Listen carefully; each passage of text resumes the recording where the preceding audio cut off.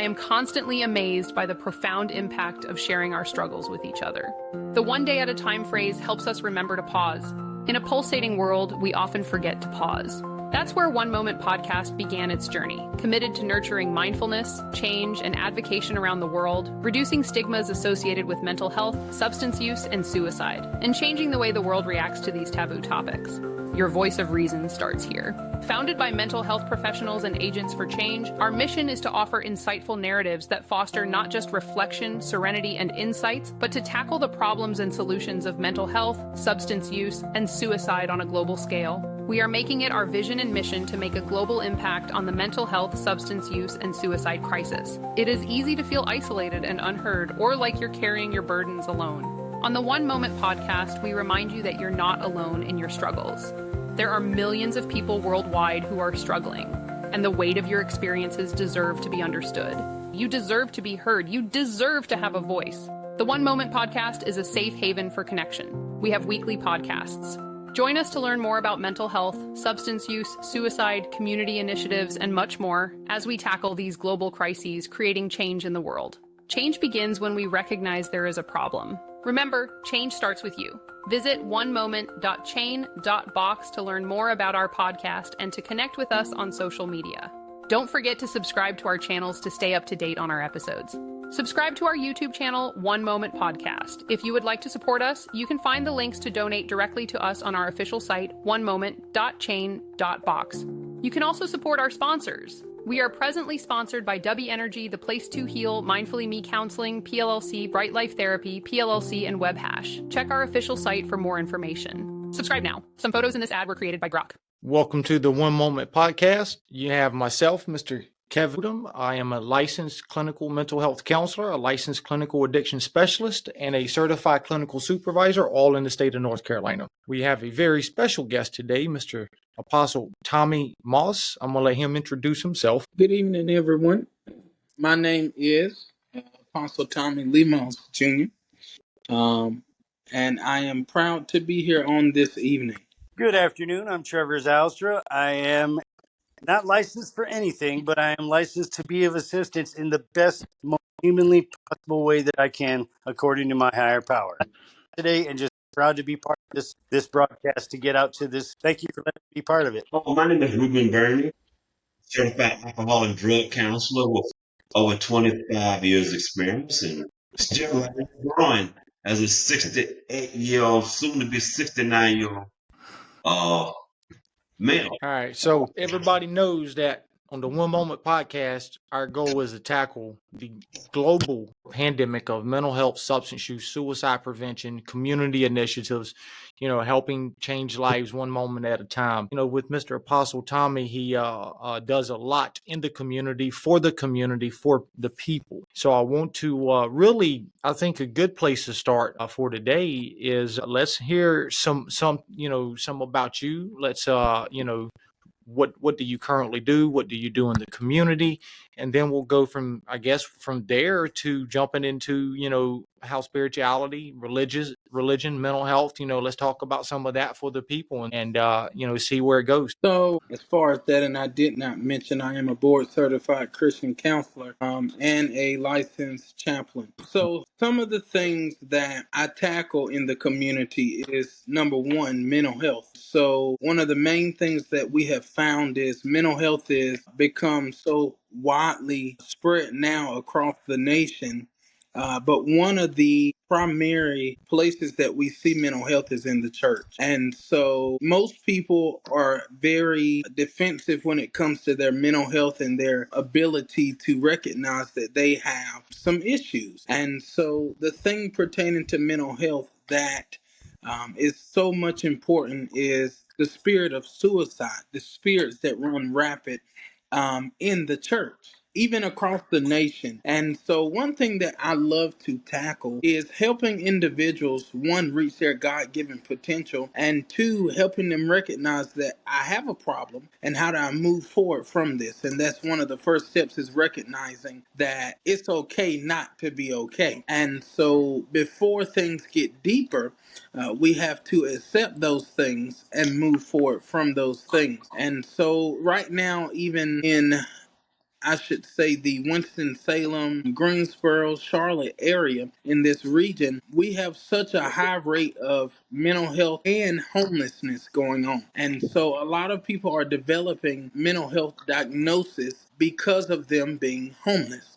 Based off my experience working as a crisis counselor in the drug and alcohol area, most people that are homeless are addicted to some type of drug. And so they all begin to tie in with each other. And I have seen, and I'm sure you all have as well, I've seen individuals claim to have certain illnesses just to have somewhere to live. And so a lot of times, even now, myself, I am the president and CEO of the Greater Destiny Community Development Corporation Center. And so one thing that we do here locally is that we have housing that we help place individuals that are facing homelessness, that are homeless, or going through various mental health issues. And so we teach people how to live with their condition. I have found that a lot of places just throw medication at people and drop them where they are. And so one thing that we do is we pick people up where people have dropped them and show them how to maintain on their medications, from bipolar, from schizo, from those various things that people have went through. I can proudly say that I have had many members come through our body of Christ, and many that are still there that have those various mental health issues. And we have really been able to assist them in the Christian counseling aspect, and in the even in marriages with the marriage and family therapy aspect of things. And so we are simply here just to make a difference in their life and show them that you can still live. A lot of people really think that because they're diagnosed with something, that they won't be able to have a normal life. And we have to realize whatever creator that you may believe in, he created us all to be different. And so if we were all the same, this world would be completely different. And so we have to learn how to cope with who we are, learn who we are, and accept ourselves for who God has created us to be. Great dialogue, definitely. Yeah, and I'm glad that you opened that up. And so, wow, I didn't, I mean, I've known you for about a year, but I did not know how much I didn't know about you. You are very profound in your knowledge, and it sounds like you do a lot in the community, for the community. And that's what we're all trying to do, even on this podcast, is trying to make a difference. And you mentioned that, a lot about homelessness, and what y'all see in the church is homelessness and substance use is very interrelated. And, I was just doing some research earlier, and it's interesting because that path goes both ways. Substance use can create homelessness, and homelessness can lead to substance use. Like there's no one route to it. What do you feel like, from y'all's perspective, or from your perspective, is missing? Is the missing link, or maybe a couple of them, that we as clinicians should probably focus on? To be honest with you, I think that the missing link is the partnership with the various clinics, hospitals, and resource centers, because one person cannot do it all. And many times you will see different private organizations, hospitals, centers try to, okay, we'll take this in. We have a bed open. Okay, now we've got 10 people waiting. We are discharging this person, and you go on and whatnot. And so the thing about that is, when you create a circle and you create resources, now that you've came to me and I've been able to help you, I can now refer you to the next individual to help you in this aspect and in this area. The problem right now in the community is that the resources that we do have are being used so heavily that it's not enough people getting into the mental health aspect. It's not enough therapists that actually care about what they're doing. Even when it comes down to writing the CCA, some people are just throwing things in there and throwing in additional diagnosis. And so the gap, I would definitely say, is the resource.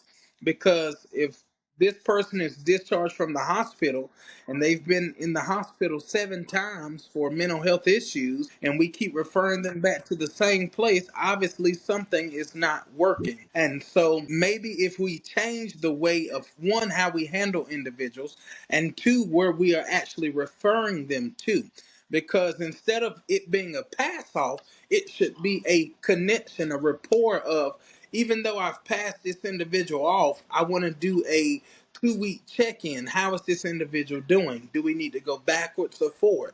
Do we need to, next time they come through our doors, do we need to hold them for another 7 days? Have we talked to them about these things? Because if somebody is not willing to change, it's just wasted time. And so there are people that actually want to be set free. There are people that actually want to change. But if you're homeless and you just had a hospital treatment and you threw me out on the streets instead of referring me and putting me in a bed, that I know that I'm going to have the resources, then we're setting them up for failure.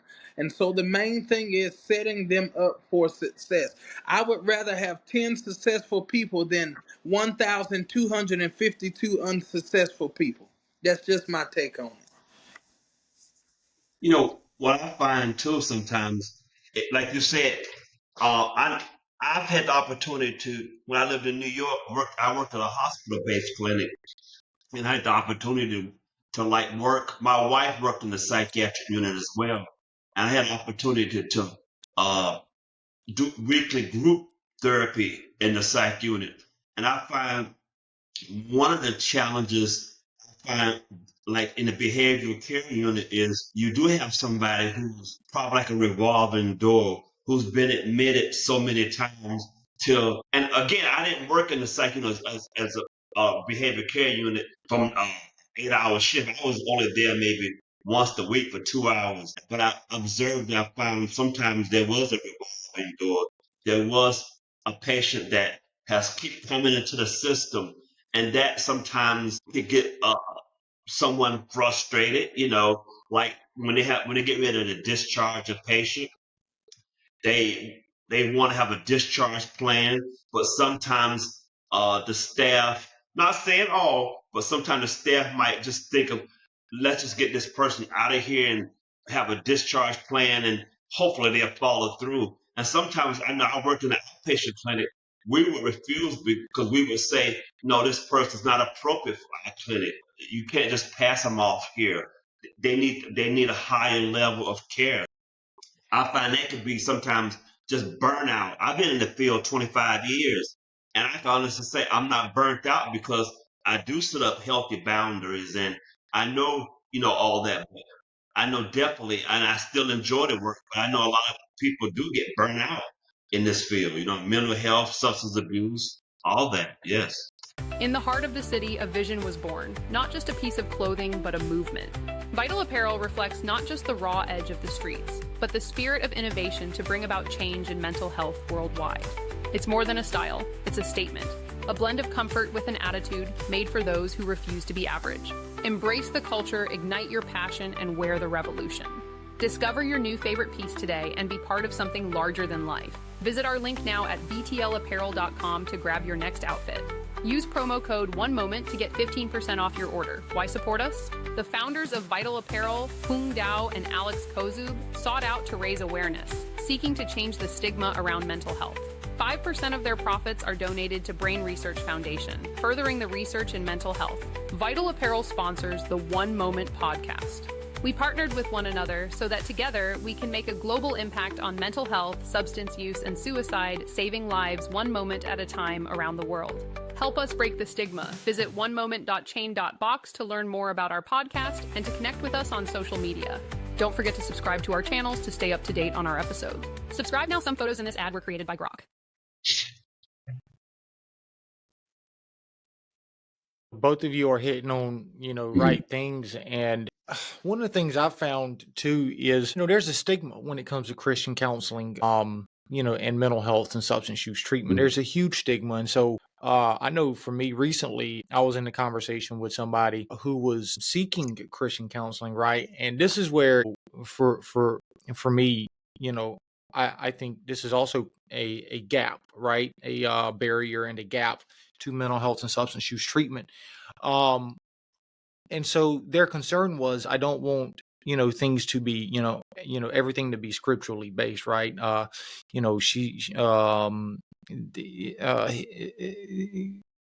know, a scripture or any type of holy book, thrown at her and beat her in the head with it. And I say that respectfully.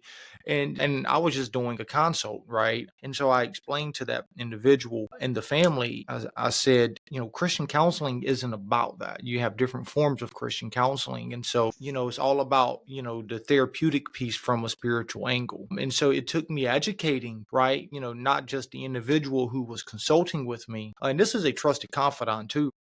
It was through me providing that education to them of what Christian counseling looks like across the board here, right? When I started giving that education, they became more comfortable with the decision to seek out somebody who considers himself to be a Christian counselor, who was a certified Christian counselor, and seeing that to be a barrier because people are afraid to go see somebody who is a spiritual based therapist. And so I think it's, what both of you said was just really reaching out and educating, letting people know, hey, this is what we can do. This is what we can offer.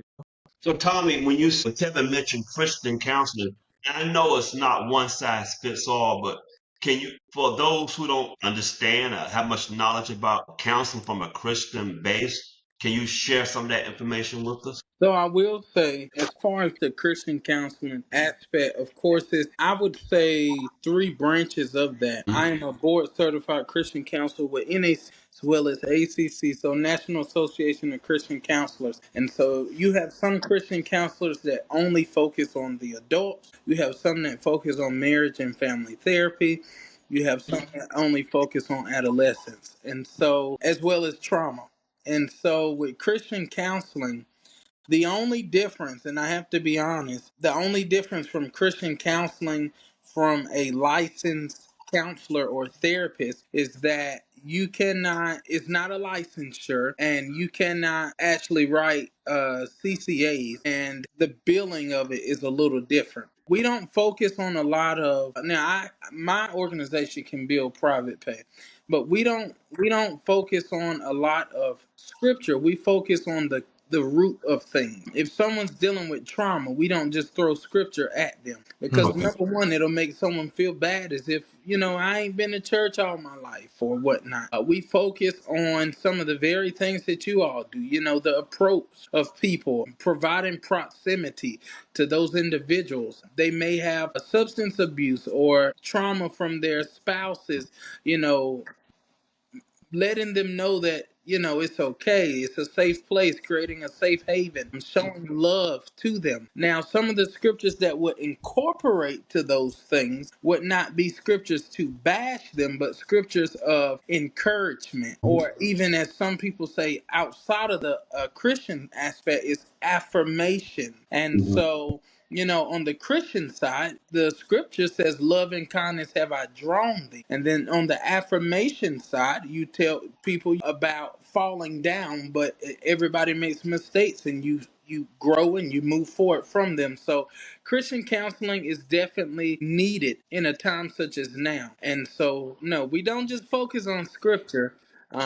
And you really have to have a passion for it. Like you were saying, some people get burnt out. Christian counselors get burnt out. It's not for everybody, and every pastor is not a counselor. Some need counseling themselves.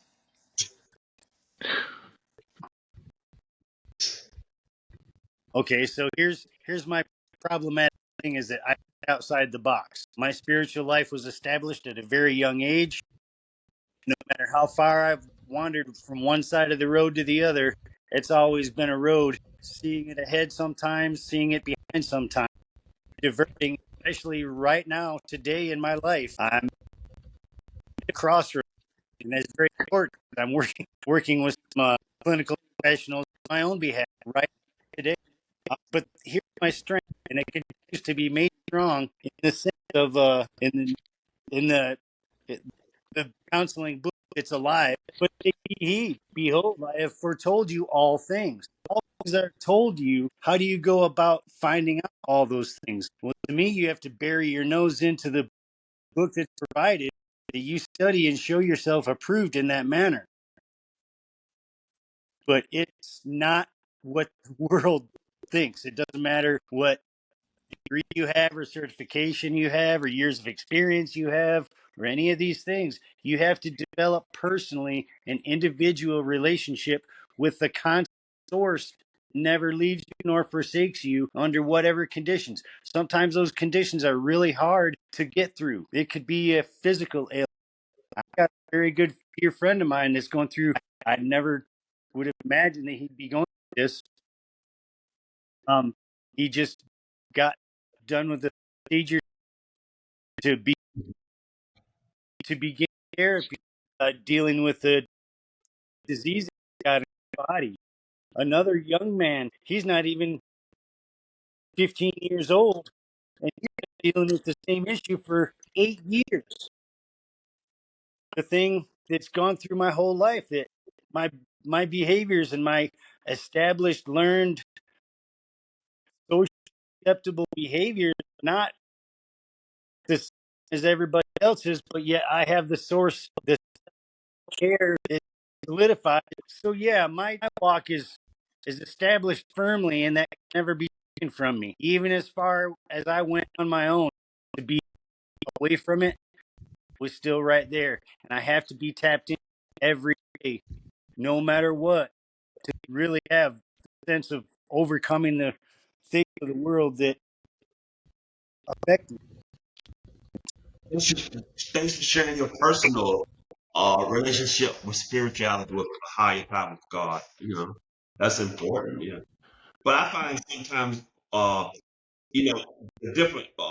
What Tommy was saying, the different entities, having a partnership. I know I work in a medication assisted treatment program, and I started here 13 years ago, and I remember the word was there's a hospital right across the street, probably less than 2 blocks away. And I was told, oh, they don't like our program. They don't, the doctors, they don't think much of medication assisted treatment. They think you're just trading one drug for another. And I said 13 years later, I mean, I've been going over to the hospital. A lot of times they think I'm an employee there. I've been going there for like 13 years in the cafeteria. Kevin has joined me over a few times. And I think that relationship has changed over time because uh, this program has reached out to the community and have brunch and have different foods and have let them come in and take tours and spend a day with us and have an open house to see that what medication assisted treatment is about. So we have a much better positive relationship with the hospital. So when I go over there now and I have my employee badge, or they say, "Oh, you work at that program across the street. Y'all do great things." So I think trying to educate those partners, and because even amongst those partners, there's stigmas and there's prejudices and what have you. So you have to educate because it's not one size fits all. I don't say medication is treatment is for every person who has substance use issues. But I can tell you, for those who really work the program, opioid for opioid use disorder, medication assisted treatment has been proven, research has been proven very, very vital into that helping that population. So, but even so, like I said, there are prejudices within the field because I worked in a hospital and they had an outpatient program they had, and sometimes people would say, "Oh, you work at that clinic with the methadone," and they just assume that all you do is give them methadone. I'm saying, well, if that's the case, why would they hire me as a counselor? You know what I mean? So I think changing that dynamic and those help overcome those prejudices, even within the field, within that partnership, is important.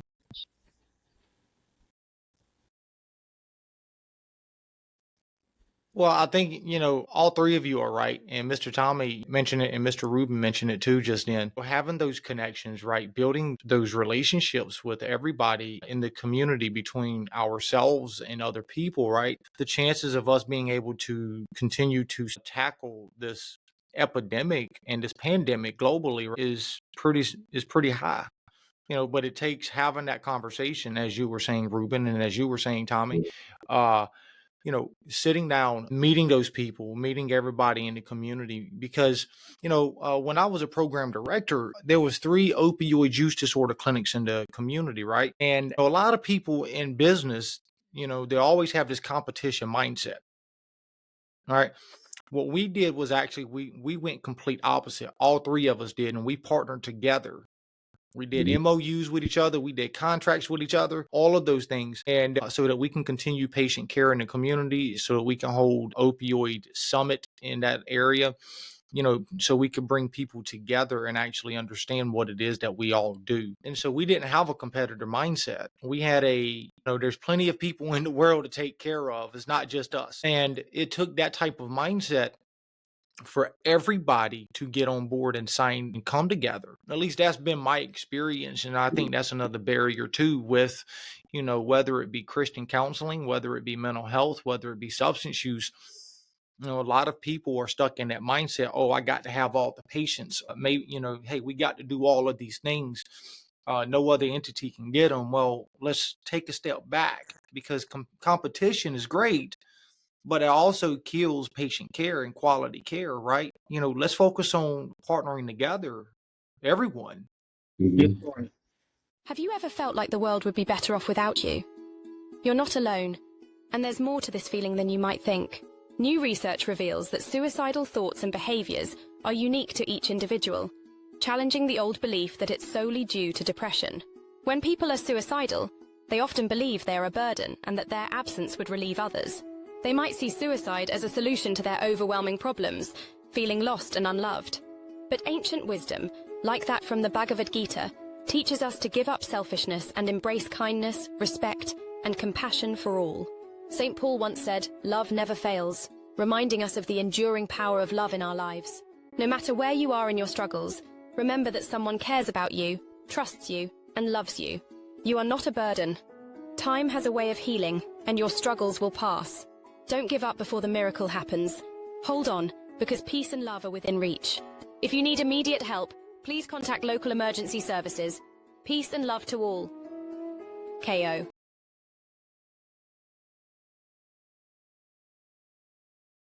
Does anyone else have that one tool that makes building a website a breeze? In an era driven by digital change, WebHash is the indispensable tool that holds the key to effortless website creation. Create websites that endure, defy censorship, and bypass any single point of failure. As cutting-edge technology redefines reality, seize the power to build beyond limits. Join the Web3 revolution now and forge paths others can only dream of. Visit our site today and build your legacy. Building my own space on the web was always a grind until I hit up WebHash. Their no-code builder is my ace. It's swift and solid. It's like rocking a digital fortress that's immune to the typical shutdowns. Level up your web presence without stress. Ready to stake your claim in the digital realm? Dive into WebHash today, connect your Web3 wallet, and get started. They have multiple subscription plans, from a free version to a lifetime subscription. Check them out today at webhash.com. Most importantly, they sponsor the One Moment podcast, helping to raise awareness to critical topics in the healthcare field. Our official website was built using the WebHash platform. Throughout the projects that the One Moment movement built on WebHash, they stood behind and supported it all the way. Sign up and start building your website today. Don't forget to visit onemoment.chain.box and subscribe to our social media channels. Have you ever felt unstoppable, like nothing could stand in your way? Sia's powerful lyrics in Unstoppable and reflections from Narcotics Anonymous's Just for Today inspire us to explore the choices we face in life. Nobody chooses their struggles with mental health or substance use, yet our decisions shape our paths. It's a journey filled with challenges, but also with opportunities for strength and resilience. Recovery is not just about overcoming obstacles, it's about making choices that reflect our inner power and determination. Imagine the impact of your decisions, not just on your life, but on those around you who are battling their own challenges. Every choice we make can either build us up or break us down. What will you choose today? Reflect on the power of your decisions. Each one is a step towards becoming unstoppable. Think about the people who look up to you. Your choices can inspire them to find their own strength. In moments of doubt, remember that resilience is built one decision at a time. Choose to be strong. Take a moment to reflect. What choice will you make today? Will it be one that showcases your unstoppable spirit? Peace and love to all. Remember, your choices define your journey. Stay unstoppable.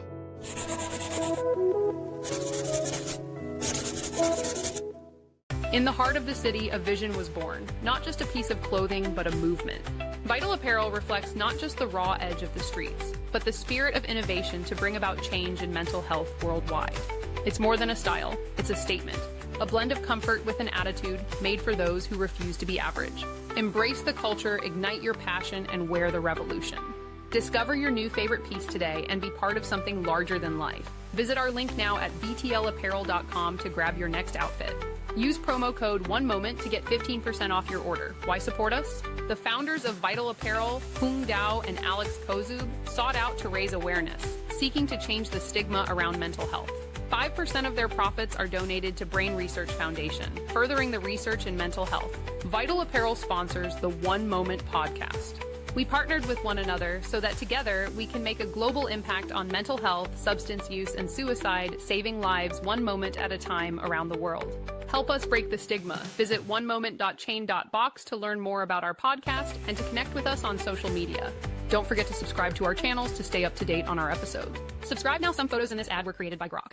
Tommy, what are your thoughts? I agree. I'm in agreement.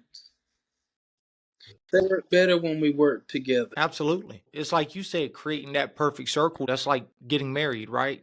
That ring means that it's, you become one, right? It's a complete circle of life. And so when we look at that and we take a biopsychosocial spiritual approach is what they call it now. Absolutely. It's not just psychology. It's not just medication. No, there's a book that I read, and I love it. It's one of the best books ever written. It's actually the second sold book globally next to the Bible. But it talks about having a spiritual void in our lives. And it talks about when people relapse, right, on drugs and alcohol. It talks about, the problem being that their spiritual condition has not been solved and has not been taken care of. And it talks about a lot of that stuff. And it says that the main objective of the book is to enable people to build a relationship with, something greater than them. Everything about that book is spiritual in and of itself. Yeah, I agree with that. I think spirituality is important in treatment. I know moving to North Carolina and the South, certain parts of the South is known as the Bible Belt. I think even counselors are more at ease, talking about spirituality with their patients. I find that, I don't want to push my beliefs on a person. I believe in God, I believe in Christ, but at the same time, I don't want to push my beliefs on someone. But I often say, and patients often say that spirituality is important. Part of the CCA asks about that. And the CCA is the comprehensive clinical assessment, and it talks about that, like spirituality. And a lot of times our patients do experience a sense of hopelessness, and I call it learned hopelessness.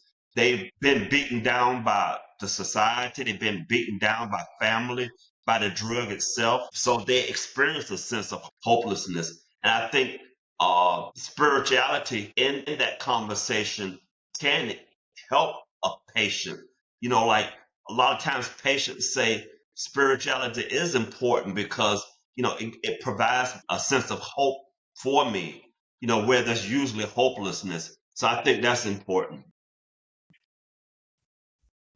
Absolutely. And I got a question for you, Mr. Tommy, because I know that we are talking about spirituality, Christian counseling, and all of those things, right? And some of the barriers and gaps. Part of my question is, and this is for myself, but also for, anybody who's going to be listening and watching these clips later. What are your thoughts on cultural and denominational biases? How do you feel like, or what has been your experience in breaking through some of those barriers? Because I do know that some of that stuff, could resonate, or kind of be like that blocking where they want help, right?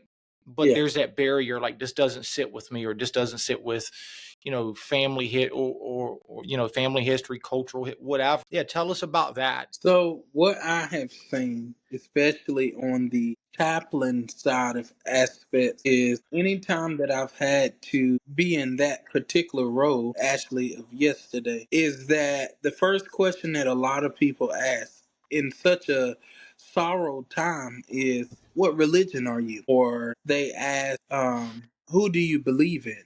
We know you're a chaplain, but who do you believe in? And so that background aspect does create a barrier and a line with individuals when it comes to mental health, Christian counseling, chaplaincy, because a lot of people, if you're not a part of their religion, it's as if you don't exist or you're not doing something right, which then kind of looks as if you're a part of a cult. And so I am one that I have a open mind. Just because someone does not believe in what you believe in, you don't shut them down or you shoot them down. You let people have an open aspect because we are helpers to one another. And I have found that most of those religions generally are teaching people how to be good stewards, having good ethics, and various things. The main thing that creates a barrier between the various ethics of religion is the belief of how many gods it is. And so that does create a huge barrier with certain individuals. I think it matters who you are, because if you are someone that says I believe in God and they believe in Buddha, and you all can come together and still tackle the objective of what you have said, that's what matters. And what's happening now is that we can have five people on here, and one believes in God, one is Catholic, one is this. And so our goal here is talking about mental health. But you'll have two people on the line that can't even get to the goal because they're too focused on themselves. And so we have to not be insubordinate and, selfish, and focus on the root of things. And so I personally would say that a lot of people misunderstand ethics. I studied that in college, and a lot of people misunderstand ethics in the church, ethics in mental health, because they don't want to take the time out to sit and listen. And one standard that we have, a part of my organization and my ministry, is that we are always students. There is always something to learn, whether it's Mm-hmm. work, home, school. And individuals that shut out, I got these degrees, there's nothing else for you to tell me, you are setting yourself up for failure in so many ways. Because, for instance, Ruben has been in this for, so many years. And so there are things that even a licensed therapist can tell a Christian counselor that they can incorporate into their sessions, because Christian counselors have therapy sessions. We do. I have bookings all week long that people come into my office, they sit down with me and discuss various things. And Mm-hmm. so that actually is where we see a handoff of going back to that circle of some people need Christian counseling after the mental health therapy, and some people need it before. And you may have people that come into my office, and I say, okay, well, I need to refer you to a licensed Christian therapist, because what you're dealing with is past what I am trained and equipped to do. And so now we live in a world now where people try to do everything in one spot. Well, you need to do this, I'm going to do that, when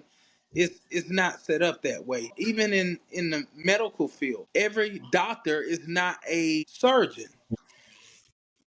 So, yes, sir.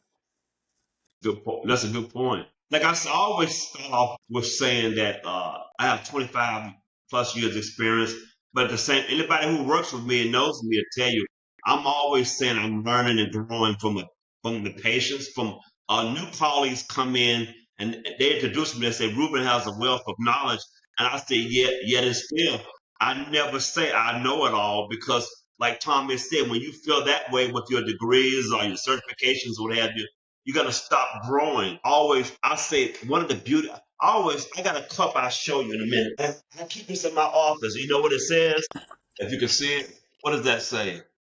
Oh, lives matter.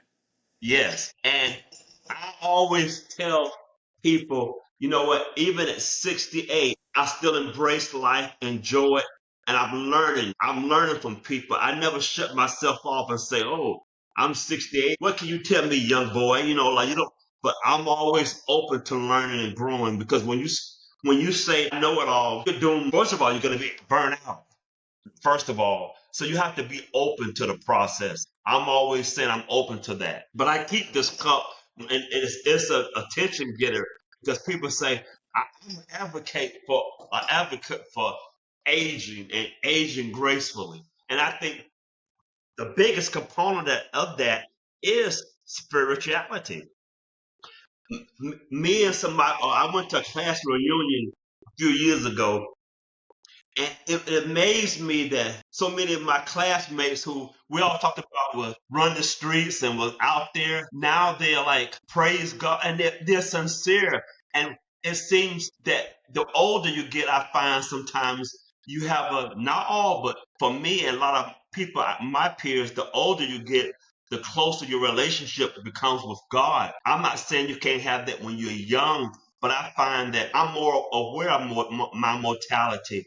And I know how important is having that relationship with God. I don't say I'm a biblical scholar, but people ask me personally, like spiritually, well, how you know there's a God? I said, because I believe there's a higher power that keeps the universe in order, keeps all the planets in line from colliding with each other. And when I get at 4 o'clock in the morning to come to work, I always look up at the moon and take a glimpse of all the stars, and I cherish those things where when I was younger, I probably didn't notice them as much. You know what I mean? But I think I know that my time on this earth is limited.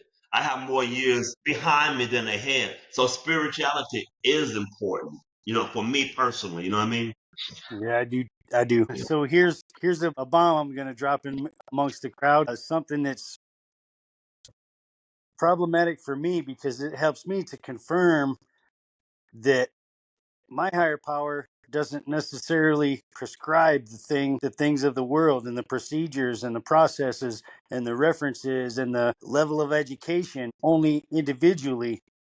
Um, And it says, behold, I am against your pillows, wherewith ye there hunt the souls to make them fly. And I will tear them from your arm, and will let the souls go, even the souls that ye hunt to make them fly. So it confirms to me that this studying is individual. You have to develop that relationship on your own. It's an individual across the planet. 8.8 billion people, souls that are on this planet right now and rising every day more and more. We have to find a way to help them understand that they need to keep a solid spiritual relationship with that higher power so that when this physical part of us is gone, it's not taught the religious ways of the world. It's an individual relationship that you need to develop on your own. And there's much studying that can last the entire length of your life. My grandmother was 94 years old before she passed. And every time she got into the living word from the higher power, she said that it was so alive with meaning that every time she studied it over and over, that it was a new understanding that came into her mind from just reading it another time. So you can study this thing as long as you want, but it requires that you study it and study it and study and don't stop. Otherwise, you're going to get off the track of your life's journey and wound up homeless or marriageless or sucked into a chemical addiction or mentally there's so much that is involved with this that it just helps strengthen me to keep that relationship, especially to today, right now, in this moment. That's the only solution I can provide. Well, and I want to kind of, yesterday Tommy had mentioned some interesting statistics, and so I want to, kind of read off on some of the research and then see, let you add to it and build on to it and or get your thoughts on what I'm fixing to read. Because I think, we can sit here and talk about experiences, right? Well, let's also look at what research shows, because everything we're Yeah. saying is right. but let's let the audience hear some of the research behind it too, right? And so if you're looking at how spirituality, and I use the term spirituality on a general level, how can it help people in recovery? It provides a sense of purpose and meaning for people, helps them to see a bigger picture. It provides hope and resilience. It also provides community and connection. I know we've been talking about that for some of the podcasts, right? But that's very, very critical. It can provide coping mechanisms such as prayer, meditation, mindfulness, which also lowers some stress and anxiety. It helps to practice forgiveness and letting go. It can be used to assist with moral compass, such as a moral compass and providing accountability. And it can also provide and or help out with transcendence beyond one's self. And those are just a few of the things that I was just reading over. And I didn't read all in deep into it. I was just reading the main portion of the main headings of it. So when we look at that, right, and that's just what research showed. What caught your attention, stood out to you, about what you just read out? Which one caught your attention? Talking to me or Tommy? I'm talking to you. Oh, for me, I think it kind of goes back to a sense of that. All of them really stand out. I've had experiences personally and professionally in all of these areas. And so, for myself, hope and resilience doesn't, you can't take that without community and connection, because if I'm not able to get connected to the community and to the resources in the community, then I'm probably going to feel hopeless. Feeling lost or alone, struggling with unbearable trauma or addiction. Every day feels heavier than the day before. The weight of unaddressed emotions and problems can leave you paralyzed.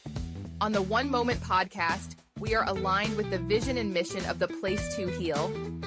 Founded in Sanford, North Carolina, the Place to Heal is a growing multi-specialty mental health and substance use practice dedicated to facilitating healing and personal development.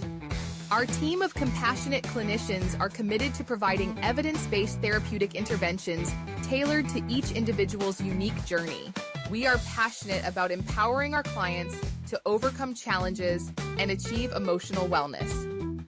The Place to Heal hosts and sponsors the One Moment podcast. Visit onemoment.chain.box to learn more about our podcast and to be connected to the Place to Heal. Follow us on social media for more content. Right.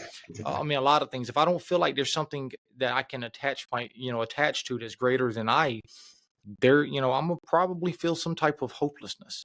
I'm gonna have a loss of sense of direction. So, yeah. What are your thoughts, Tommy? I'd like to hear some from you on some of the research aspect of it, and kind of build on to that or add to it, or however you want to do it. Based off what you said and what research says, of course, sounds like it lines up with everything we said, just in reference to how in depth is it. That's the thing. Because again, also when we talk about research, of course, research falls on both sides of the fence, because we can look at how people do research. Is the research based off, we're talking about patients that were actually in facilities, or people that just volunteered to sign up for the research? So it does make a difference, and I learned that in college when people say, try this drug, um, because research shows that it'll make you feel better. And so you have to look at, did they do research on an adult or a child or on an animal? So research is great. I absolutely agree with it. I would agree to try something if I see the research. It's the things that haven't been researched that concern me, but they also don't mean that they're wrong. Yes, that's definitely a good point. So I'm just going to expand on it real quickly in the sense of 3 C's. You have to be surrounding yourself with your environment of community, collectiveness, and collaboration so that you can develop your spiritual relationship to the level of it saving your spiritual life, because that's the only one of your lives. This physical existence will go away eventually. That's given. And there's nothing that you can take with you other than your eternal spirit. If every religious background in the planet thinks of they have something inside them that is special, they can't say that our way is the best way or this way is the other way. You have to develop that on your own and show yourself eventually, when this physical body is over with, to find that destiny of living forever. Because to me, the only things that you can do are either live forever or die forever. And nobody wants to do that, I don't think.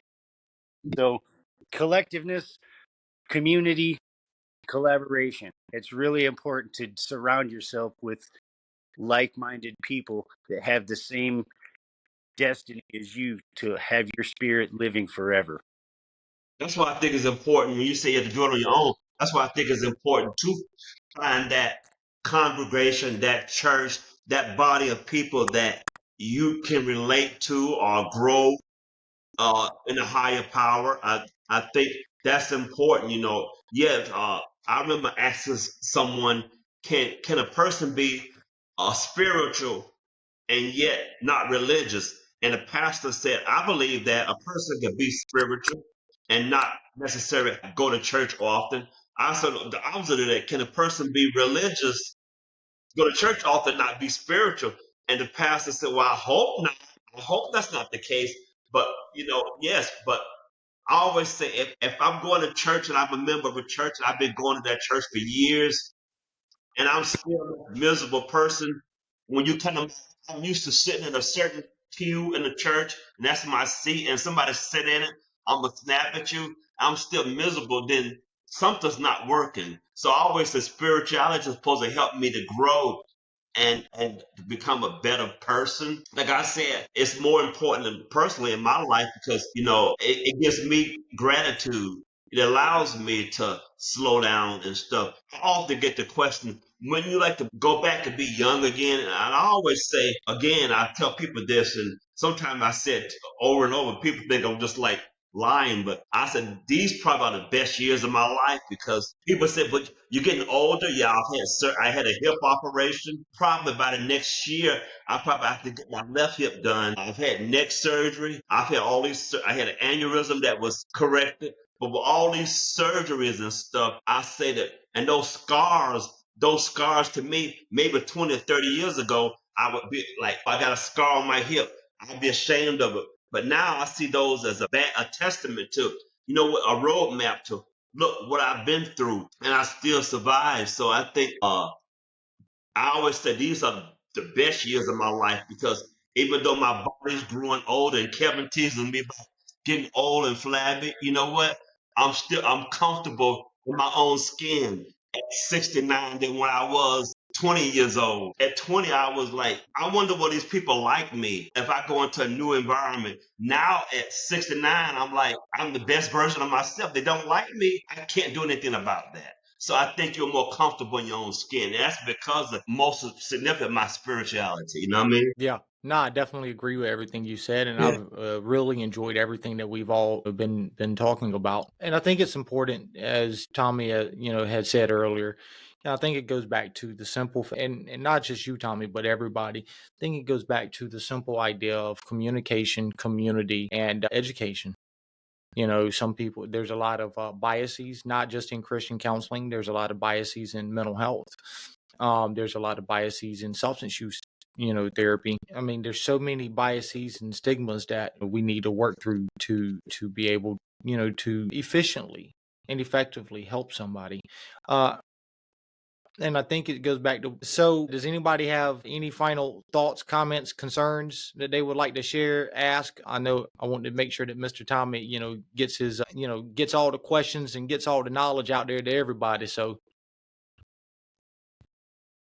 It depends on what you surround yourself with, but something that Mr. Tommy had talked about was that we don't want to discard anyone. There are extreme senses of spirituality that some people use as a strength to keep their spiritual relationships. I personally have a friend that I've known since he was a very young age, and I was in my early teens, and he is against all the religious aspects of it, but I was the opposite of that. So we had habits that we strengthened our relationship with, and even to this day I would never leave him or forsake him like my higher power does with me. But he's completely on the opposite spectrum. And what's amazing to me is that the more I involve myself with him, it strengthened my spiritual relationship because I know exactly what not to do. So your collaboration of environment and your collaboration with your community and collectively working this spiritual relationship is very important because you can't discard anyone, no matter how bad and how far off they are. You're strengthened with your higher power or your spiritual leader, whomever you choose to call God, so that you can help them. And so I don't mean to go off on a tangent or anything, but it's very encouraging to me to know that my higher power has got all this figured out in a good way. Things are not the way that the world prescribes it as, especially if you're a member of a certain religion or a denomination. There's not going to be any of that after this physical life is over. To me, that's what I understand. That's because of active studying in the source of the living word. I I just hope I have a unique aspect of this and get everybody to be able to step outside of the box of what they're thinking, because your thinking is not always necessarily the right way. Tommy, you want to add some, I enjoyed having Tommy as one of the podcast hosts. I enjoyed it, man. I do too. I know it. Yeah, I think it's been really great. Shared a lot. I've even learned a lot as far as, even Christian counseling is concerned and some of the tenets. So yeah, I mean, I want to give you some of the final thoughts, the final comments, maybe even if somebody, when they watch this, what is one thing that, maybe a couple of things that you would hope that they could take away from this as far as mental health, spirituality, Christian counseling? Like, what is some of your hopes as far as this is, as far as this episode is concerned? My hope for any viewer that's watching this podcast is that they accept who they are, recognize if or when they do have a problem, that it's okay to not be okay, and to reach out for help on either side of the track, on the Christian counseling side or even on the therapeutic side, to see a therapist, because mental health is real and people are dying inside spiritually. And so, if we're going to live and not die, then we have to be able to handle the now to be able to get to the then. And so the only way to get to your next is to handle your now. And so, for those that need Christian counseling, feel free to reach out. It's several Christian counselors in the triad, and I'm here for anybody that needs that piece that they may be missing. And so I think the main thing is recognizing that I need a little help, or I need that push. I need someone to encourage me. I found that in some sessions, people grew up without a mother or a father, or, they were never guided in the right direction. And so sometimes people just need guidance. Everything pertaining to mental health is not a severe mental illness. Sometimes it's direction, guidance, or some need stability or consistency. And once you break a cycle and you create a habit of consistency, a habit of stability, it will help you in every way, on your job, in ministry, at work, your family, your marriages, and whatnot, because this goes deeper than this is just therapy or counseling. Some people cannot keep a job because they have a mental illness. Some people cannot show up to work on time because they're about to lose their mind. And so, we have to be able to dig to the root. You will never handle any issue if you do not get to the root cause of it.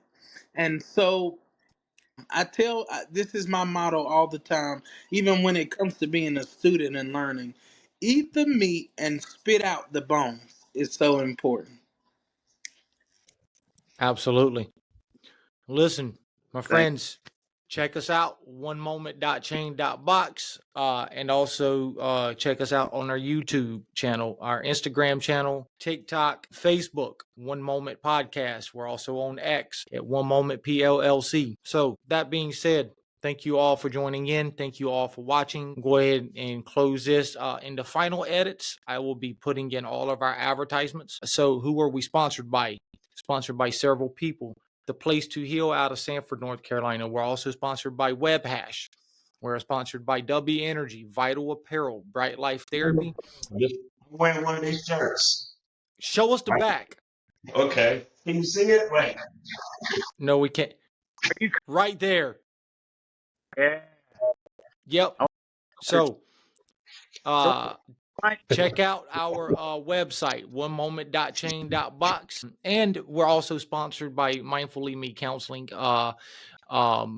So if you need clinical services in the state of Texas, Mindfully Me Counseling, Bright Life Therapy, and if you're in North Carolina, you have, Tommy and his organizations. You also have the Place to Heal out of Sanford. Until next time, family. Love, peace. Imagine a day where fatigue doesn't stand a chance, where clarity perks up your focus as the clock ticks on. Discover W Energy, the drink that transforms ordinary moments into opportunities. With no sugar and flavors that feel like gourmet art, each sip stirs your senses, readying you for greatness. W Energy is a focus energy drink that contains no sugar and is available in a variety of unique flavors. Their coffee fruit cherry extract is the star of the show. This ingredient is what makes W unique and helps to provide smooth and effective focus and energy, making it perfect for anyone who needs to conquer a task. W flavors are created with one goal in mind, to taste unlike any other beverage. We combine bold and unique flavor combinations to craft an experience for your tongue with each sip. W achieves its smooth, effective focus with a high-end tasting experience while using no sugar, no fillers, and no artificial color or dyes. Every product they create follows the same philosophy. Be effective, be clean, and taste as good as nature will allow. Use promo code ONEMOMENT to enjoy 10% off their products.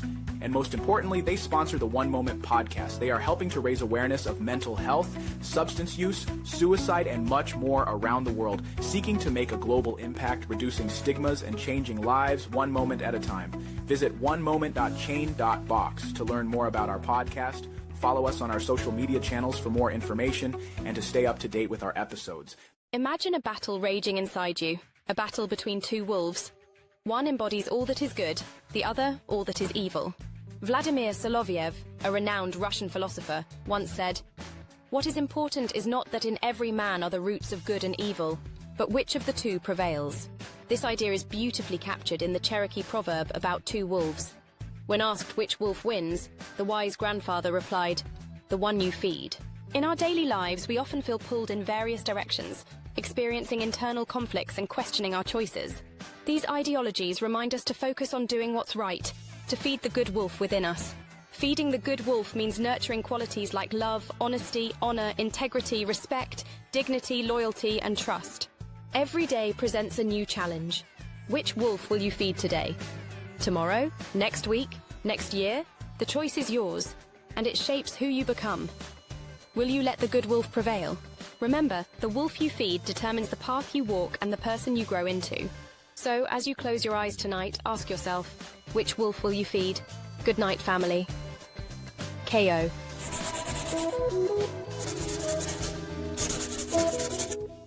I am constantly amazed by the profound impact of sharing our struggles with each other. The one day at a time phrase helps us remember to pause. In a pulsating world, we often forget to pause. That's where One Moment Podcast began its journey, committed to nurturing mindfulness, change, and advocacy around the world, reducing stigmas associated with mental health, substance use, and suicide, and changing the way the world reacts to these taboo topics. Your voice of reason starts here. Founded by mental health professionals and agents for change, our mission is to offer insightful narratives that foster not just reflection, serenity, and insights, but to tackle the problems and solutions of mental health, substance use, and suicide on a global scale. We are making it our vision and mission to make a global impact on the mental health, substance use, and suicide crisis. It is easy to feel isolated and unheard, or like you're carrying your burdens alone. On the One Moment Podcast, we remind you that you're not alone in your struggles. There are millions of people worldwide who are struggling, and the weight of your experiences deserve to be understood. You deserve to be heard. You deserve to have a voice. The One Moment Podcast is a safe haven for connection. We have weekly podcasts. Join us to learn more about mental health, substance use, suicide, community initiatives, and much more as we tackle these global crises, creating change in the world. Change begins when we recognize there is a problem. Remember, change starts with you. Visit onemoment.chain.box to learn more about our podcast and to connect with us on social media. Don't forget to subscribe to our channels to stay up to date on our episodes. Subscribe to our YouTube channel, One Moment Podcast. If you would like to support us, you can find the links to donate directly to us on our official site, onemoment.chain.box. You can also support our sponsors. We are presently sponsored by W Energy, The Place to Heal, Mindfully Me Counseling, PLLC, Bright Life Therapy, PLLC, and WebHash. Check our official site for more information. Subscribe now. Some photos in this ad were created by Grok. Have you ever wondered how the principles of 12-step programs align with the core values of diversity, equity, and inclusion? Stay tuned to discover a surprising connection that might just change your perspective. Good morning, family. Today, we delve into the 12 traditions of 12-step programs and their emphasis on relationships. How do these traditions mirror DEI principles? Diversity is about our differences, and inclusion ensures everyone feels a sense of belonging. The 12 traditions guide us in respecting both differences and similarities. These traditions allow individuals to be themselves, free from barriers, and participate fully in relationships. They foster a sense of belonging, freedom, and love. People often say, "The steps keep me from killing myself, and the traditions keep me from killing other people." This highlights the importance of these guidelines in maintaining harmony. Many religious ideologies also emphasize DEI principles.